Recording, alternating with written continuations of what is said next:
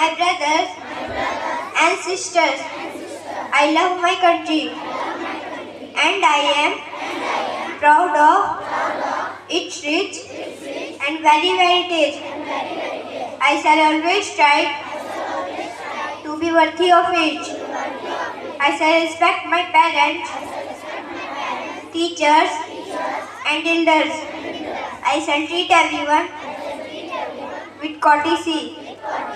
To my country and my people, I pledge my devotion. In their well-being and prosperity alone lies my happiness.